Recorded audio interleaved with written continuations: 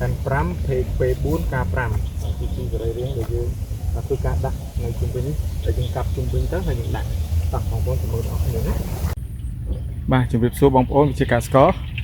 ไงนิดนึงนึงมาคือการเสียบาดโด่งhay nâng đại chi đố cái khay của nhóm khăn thay với chích đi chiên cả lạch năm này là việc có miền Tây hạt nằm đến cứ miền rốt hay sạch xì sạch lắm chuột rốt rồi của những người sport sạch hay thì có phết đi trên cái hòm hay những thứ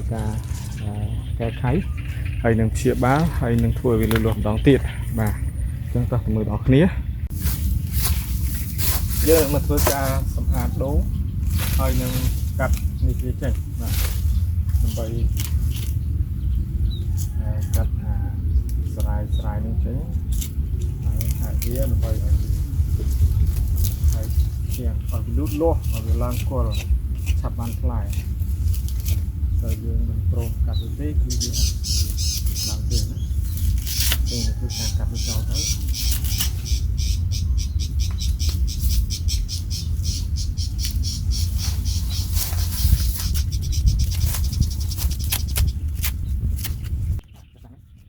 rung đố một rung nó về mình cắt bảy trên tới bảy ở gì hai mươi lụt đầu họ bảy cái salad mình cắt đó bảy cái đó nó bao giờ lan qua là rít qua cắt không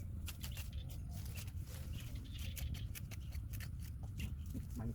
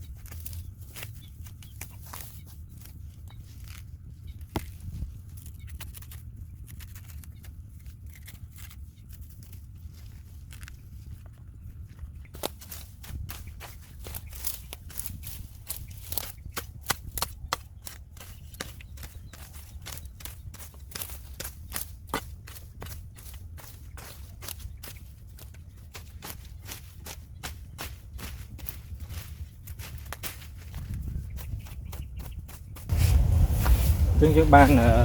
ban tình đấy trung bình đầm đông đi chúng dương miền bãi đó bằng vốn bãi đó hay dương miền cái bảo xó đây cái bảo cả cắm á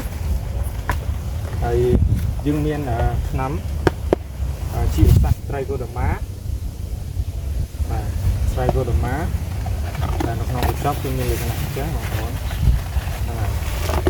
tiếp tục làรับร้อยกว่าบาทហើយខ្ញុំក៏មានមួយទៀតដែរគឺពពួកថ្នាំសម្រាប់បាញ់នៅលើនេះរបស់វាបាទគឺអាបាមេទីននេះគឺប្រើសម្រាប់សម្លាប់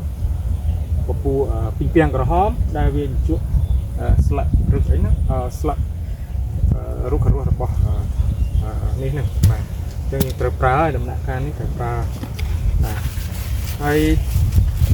ទៀតដៃគោរម៉ានេះគឺជាពពួកសិទ្ធិជីវសាស្ត្រដែលយើងស្រោចវានៅជុំវិញនេះសម្រាប់ធ្វើការកម្ចាត់នៅពពួកសិទ្ធិដែលធ្វើឲ្យដូងរបស់យើងឬដូងមានបញ្ហាបាទគឺវាជួយខ្លាំងណាស់ទេហើយក្រៅពីនោះគឺយើងមានជីធម្មជាតិគឺយើងប្រើជីសរីរាង្គបានសឹងរបស់ជប៉ុនបាទហើយជីនេះគឺជីសរីរាង្គដែលមានរូបមន្តកាន់5ពេក4ការ5គឺជីសរីរាង្គដែលយើងធ្វើការដាក់នៅជុំវិញតែយើងកាប់ជុំវិញទៅហើយយើងដាក់តាក់បងប្អូនសម្រួលអស់គ្នាណាបាទដំបូងគឺខ្ញុំនឹងធ្វើការដាក់អំបិលសិនបងប្អូនបាទអំបិលនេះគឺយើងដាក់តាមជាងមកដូងណាបាទគឺការដាក់ក្នុងដូលដើម្បីការពារសត្វហើយដួងព្រោះហ្នឹងវាអាចជួយដែរបើណាហើយ តែខ្ញុំអត់បានធ្វើការដាក់វាធ្វើឲ្យវាមានបញ្ហាហើយយើងក៏ធ្វើការច្បាស់អីទេដាក់ដើម្បីឲ្យសិនល្អិតដួងអីគឺវាអត់អាចរស់នៅបានបាទបន្ទាប់ពីអំបិលរួចហើយគឺខ្ញុំនឹងធ្វើការមួយទៀតនេះកបោបាទ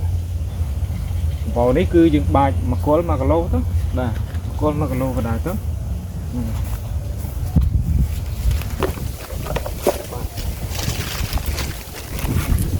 ពួករឹសវានៅពេញហ្នឹងឯងបងប្អូន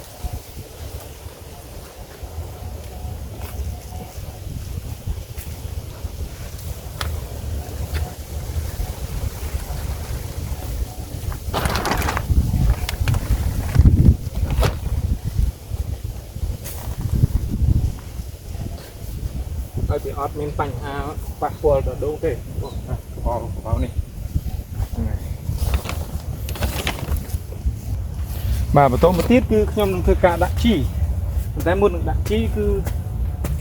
នេះរឹសដូងឃើញទេបងប្អូនរឹសដូងម្ដងនេះបាទអញ្ចឹងវារឹសដូងច្រើន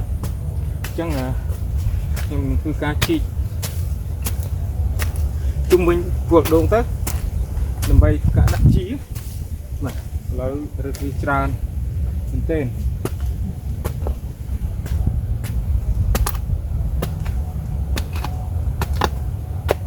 ជីកវា